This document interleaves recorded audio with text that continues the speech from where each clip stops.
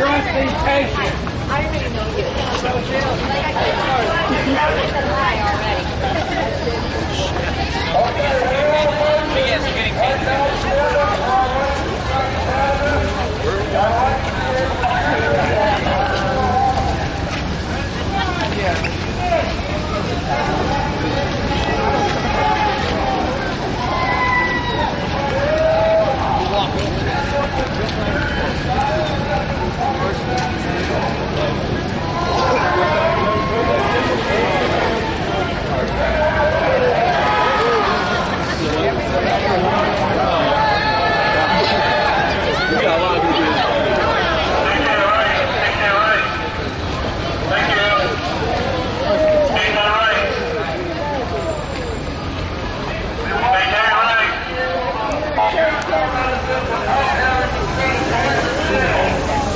We're in the right, you're in the wrong.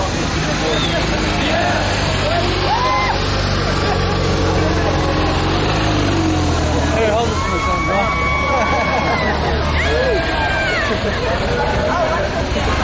Oh, really?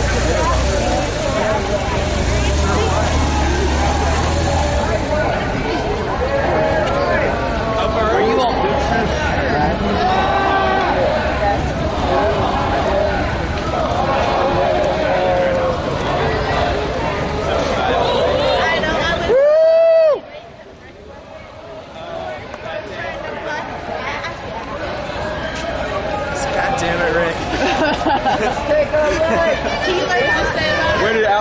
Where's Alex and those guys?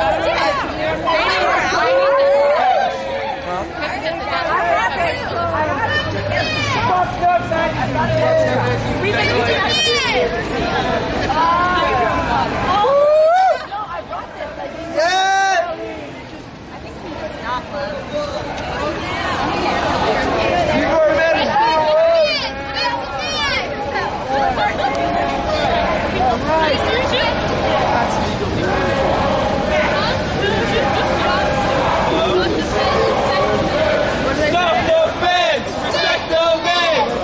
the fence! Respect the fence! Stop the fence!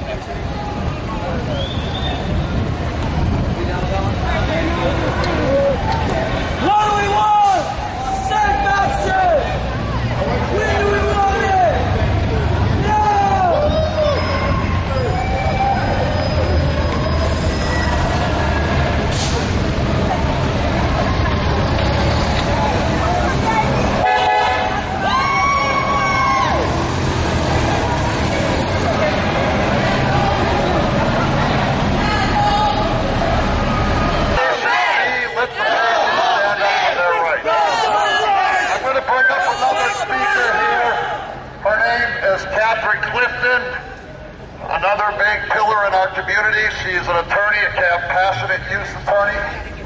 Let's give her a minute and hear what she's got to say, and I'm sure she's got some interesting things for you at the federal building to hear. Go home, Vic! Respect state law! Stay out of our business! Practicing elder and disability law. I protect people. For the most part, my job is to help guard them from harm and neglect, physical and financial abuse, from isolation, from improper medication, and from indifferent care. But now, out of necessity, I practice compassionate use law. And the question that is at issue here today is the city of San Diego ready to declare these citizens criminals? Apparently they are. This city is going to force ill people to make the choice between suffering the physical agonies of illness and engaging in criminal conduct, risking arrest and jail time to get their medicine. The refusal of the city of San Diego to abide by the Compassionate Use Act opens the door to civil litigation by legitimate, qualified compassionate use patients for the denial of their right to safely and legally obtain medically necessary palliative care. Some of them will bear this fight to legitimize compassionate use to the civil rights movement. But I believe it involves a stronger right of even more greater legal significance and stronger constitutional protections. I believe the Compassionate Use Act protects not a civil right, but a fundamental one. Fundamental rights are those with which each of us is born in the context of a legal system such as the United States. The system itself is based upon these fundamental rights without presumption, without cost of privilege. These rights belong to all human beings under U.S. jurisdiction. And the three fundamental rights that are at the heart of a compassionate use dispute are the right to pursue happiness, professional accomplishment, personal fulfillment, basic comforts, and human contentment, to which we may surely add the right to effective palliative medical care. The second right is the right to equal protection under the law. And the third right in the compassionate use dispute is the right to vote. The Compassionate Use Act, now codified in the Health and Safety Code, does not legalize marijuana. What the Act does is offer a select group of legitimate, qualified patients a right of exemption to use medical marijuana. To paraphrase Supreme Court Justice Scalia, the Constitution says what it says, and it doesn't say what it does not say. Those powers not enumerated to the federal government are the exclusive reserved powers of the state, and health matters have always been the historic purview of the state. Further, the Compassionate Use Act is passed by the initiative process by the people of California. It cannot now be overturned, abridged, or disallowed by California's legislature. The Equal Protection Clause says that no state shall deny any person within its jurisdiction the equal protection of the laws. It empowers the judiciary to enforce these principles against the states. The state is being unconstitutional in denying the First Amendment right to equality of life. Get a real job! And now, the city has called in the federal government to arrest compassionate users. And I understand why. It's an election year. The voting citizens of San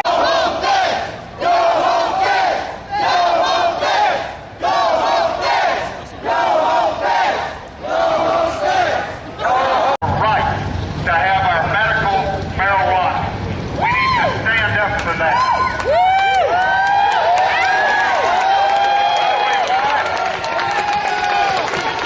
When do we want it? Now!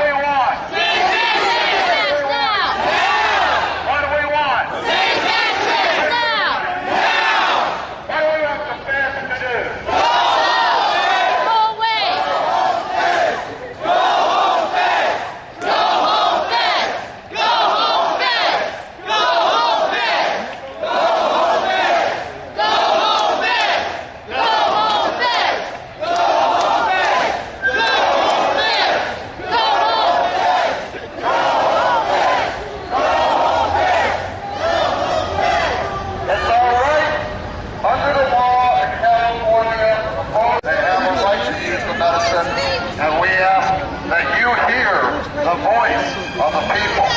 And understand that the Gallup polls came up today with more than 50% of Americans want legalization. That's a big statement for the Gallup polls to come out and state that. The doctors, the largest group of doctors in the United States, 35,000 doctors, stood up yesterday and said they want legalization of cannabis.